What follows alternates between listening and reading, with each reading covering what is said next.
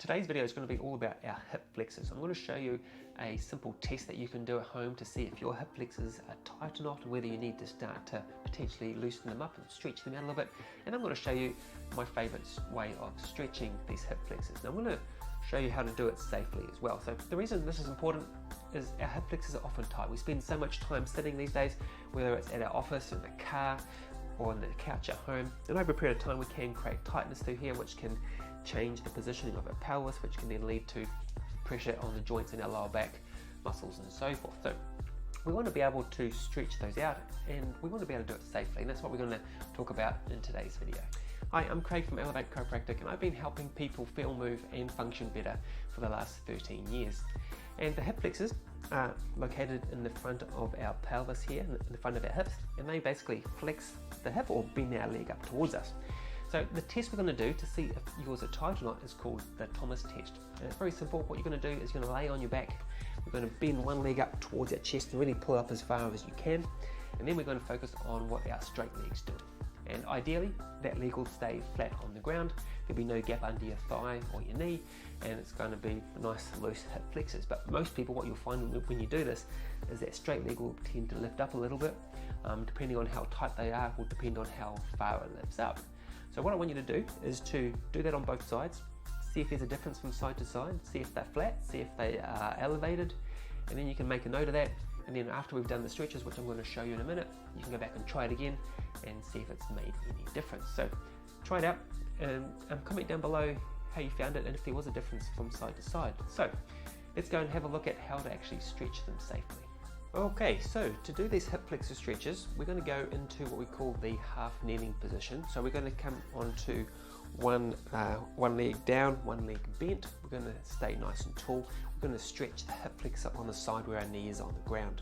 Of course, if you've got sore knees, you can put a pillow, some foam under your knee just to protect yourself if you need to. So if we show you from the side, again, we're going to be in this half kneeling position, one knee down, one leg bent. You can protect the knee if you need to with a cushion or some foam. So one of the most common mistakes we see when we go into the stretch is people then want to lunge forward like this. Now this is going to give you a nice stretch down the front of your leg, but at the same time you're doing that is you're putting a lot of pressure on the joints in your back, leads you to be more at risk of injury or aggravating your back. So we want to try and avoid that if we can. So to do it safely, we're going to stay upright, nice and tall, okay? Then what we're going to do is we're going to tilt our pelvis under, okay? If that movement doesn't seem to make sense for you and you're trying to think about what we actually need to do with that, is you can also squeeze your glutes or squeeze your bum on this side, and just squeezing your bum is going to tilt your pelvis under. And if you squeeze it hard enough, you will get a stretch down the front of your leg without even moving, okay? And from here, what you're going to do is you're going to push forward just a little bit to get a nice stretch, maintaining a nice upright spine. So when we're here, we can then do two different things, okay? So firstly, we could just hold that stretch like we would do any other stretch for 30 seconds. Even better, I'd say probably hold it for, say, 5 nice deep breaths, just so you get a nice deep stretch. The second way you could do this is by doing pulses, which will make it a bit more of a dynamic stretch. So I learned this from the Foot Collective, and what you're going to do, same movement, is we're going to tilt the pelvis, squeeze your bum, pulse forward and relax. Tilt it under, pulse forward and relax. And you're going to repeat that, okay? According to the Foot Collective, you should do this for 1 minute per hour you spend sitting in a day. So if you add it up in hours over the day, it's a bit of a long time. So if you can do that, fantastic. But you could potentially even just start with, say, doing 10 to 20 of these pulses, okay?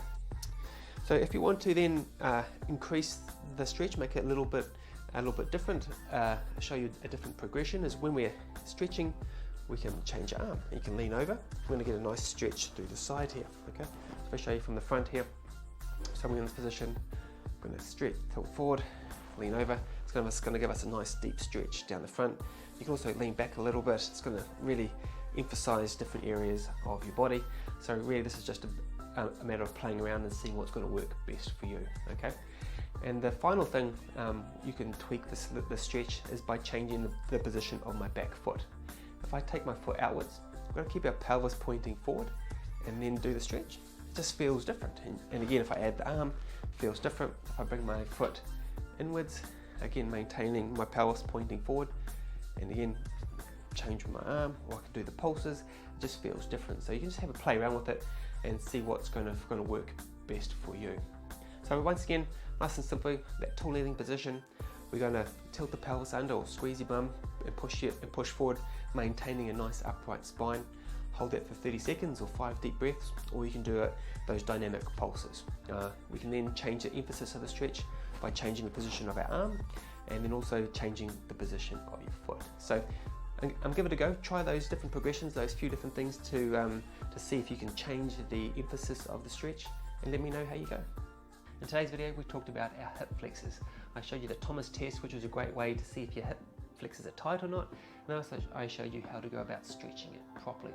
If you liked the video, it'd be great if you could hit the like button and subscribe to our channel. That way you won't miss out on future content. And also, if you know someone that you think may benefit from this, then feel free to share it with them, and I really appreciate that as well. But until next time, take care. I'll see you soon. Bye.